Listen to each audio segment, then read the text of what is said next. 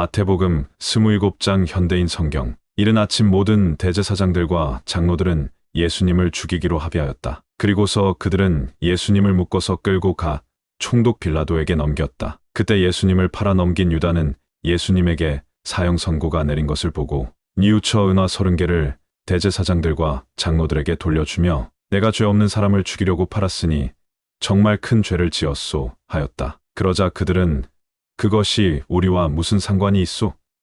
당신이 알아서 할 일이오 하고 대답하였다. 유다는 그 돈을 성전에 내던지고 나가서 목매달아 자살하였다. 대제사장들은 그 돈을 주어 이 돈은 피값심으로 성전 금고에 넣을 수는 없다 하고 의논한 후 그 돈으로 토기장이의 밭을 사서 나그네의 묘지로 삼았다. 그래서 사람들은 오늘날까지도 그 밭을 피밭이라고 부른다. 이렇게 해서 예언자 예레미야의 다음과 같은 예언이 이루어졌다. 그들은 이스라엘 백성이 사람의 몸값으로 정한 은화 30개를 받아 주께서 나에게 명령하신 대로 토기장이의 밭을 사는 값으로 주었다. 예수님이 총독 앞에 서시자 총독은 내가 유대인의 왕이냐 하고 물었다. 예수님은 그렇다 하시고 대제사장들과 장로들이 고소하는 말에는 일체 대답하지 않으셨다. 그때 빌라도가 예수님께 저 사람들이 너에 대해서 증언하는 말이 들리지 않느냐?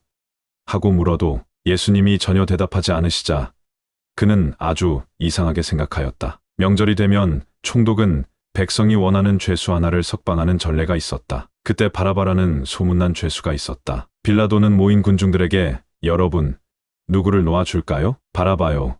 아니면 그리스도라는 예수요? 하고 물었다. 빌라도는 유대인 지도자들이 예수님을 시기하여 자기에게 넘겨준 것을 잘 알고 있었다. 빌라도가 재판석에 앉아 있을 때 그의 아내가 사람을 보내 이런 말을 전했다. 당신은 그 죄 없는 사람에게 상관하지 마세요. 지난 밤 꿈에 내가 그 사람 때문에 많은 고통을 받았어요. 그러나 대제사장들과 장로들은 군중들을 설득하여 바라바는 놓아주고 예수님은 죽이라고 요구하라 하였다. 그때 총독이 그들에게 물었다. 여러분, 두 사람 중에 누구를 놓아주었으면 좋겠소? 바라바를 놓아주시오. 그러면 그리스도라는 예수는 어쩌란 말이오? 그들은 모두 대답하였다. 십자가에 못 박으시오. 이유가 무엇이오? 이 사람이 무슨 죄를 지었소? 하고 빌라도가 다시 묻자 군중들은 더욱 소리를 지르며 십자가에 못 박으시오. 하고 외쳤다. 빌라도는 아무 효과도 없는 공연한 짓을 한다는 생각이 들었고 오히려 폭동까지 일어날 것 같아서 물을 떠다가 그들 앞에서 손을 씻고 나는 이 사람의 죽음에 대해서 죄가 없소. 이것은 여러분이 책임을 져야 할 일이오. 하였다. 그러자 모든 백성들이 그의 죽음에 대한 책임을 우리와 우리 후손에게 돌리시오. 하고 외쳤다. 그래서 빌라도는 바라바를 놓아주고 예수님은 채찍질하여 십자가에 못 박게 내어주었다. 군인들은 예수님을 총독의 관저 안에 있는 군본부로 끌고 가서 온 부대원을 모으고 예수님의 옷을 벗긴 다음 자주색 옷을 입혔다. 그리고서 그들은 가시관을 엮어 머리에 씌우고 오른손에 갈대를 들리고는 예수님 앞에 무릎을 꿇고 조롱하며 유대인의 왕 만세 하고 외쳤다. 그들은 또 예수님께 침을 뱉고 갈대를 빼앗아 때리기도 했다. 그들은 이렇게 예수님을 조롱한 뒤 자주색 옷을 벗기고 예수님의 옷을 다시 입혀서 십자가에 못 박으려고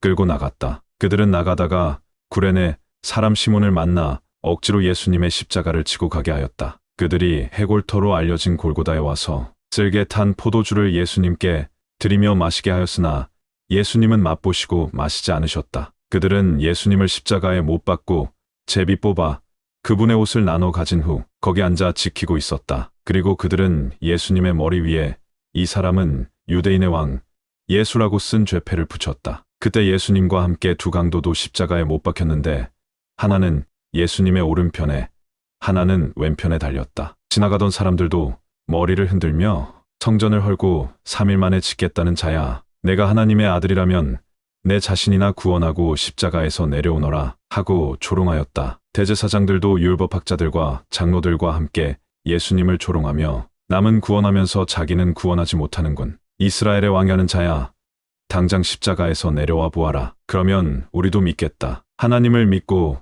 또 자기가 하나님의 아들이라 했으니 하나님께서 기뻐하신다면 이제 구원하실 테지 하였고 함께 못 박힌 강도들도 그와 같이 예수님을 욕하였다. 낮 12시부터 오후 3시까지 온 땅이 어두워졌다. 오후 3시쯤에 예수님은 큰 소리로 엘리, 엘리, 라마 사박다니 하고 외치셨다. 이 말씀은 나의 하나님,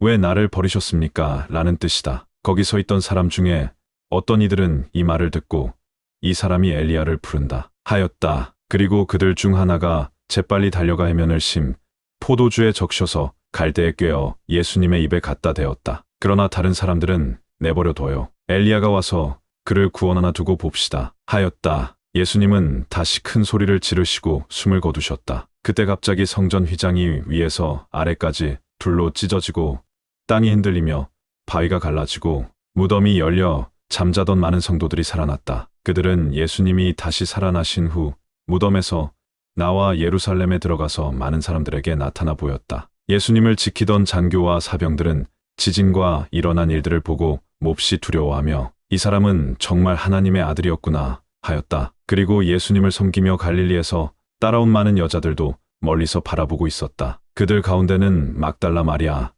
야고보와 요셉의 어머니 마리아, 세베대의 아내가 있었다. 날이 저물었을 때 아리마대 사람 부자 요셉이 찾아왔는데 그도 예수님의 제자였다. 그가 빌라도를 찾아가 예수님의 시체를 요구하자 빌라도는 내어주라고 명령하였다. 요셉이 예수님의 시체를 가져다가 깨끗한 모시천으로 싸서 바위를 쪼아내어 만든 자기의 새 무덤에 넣고 큰 돌을 굴려 입구를 막아놓고 갔다. 무덤 맞은편에는 막달라 마리아와 다른 마리아가 앉아 있었다. 이튿날 곧 안식일에 대제사장들과 바리새파 사람들이 빌라도에게 몰려와서 이렇게 말하였다. 각하, 그 거짓말쟁이가 살아있을 때 3일 만에 자기가 살아난다고 말한 것을 우리는 기억하고 있습니다. 그러니 3일까지는 그 무덤을 잘 지키라고 명령하십시오. 그의 제자들이 시체를 훔쳐다 감추어 놓고 사람들에게는 그가 죽은 사람들 가운데서 살아났다고 말할지도 모릅니다. 그렇게 되면 전보다 이후의 일이 더 어지러워질 것입니다. 빌라도가 그들에게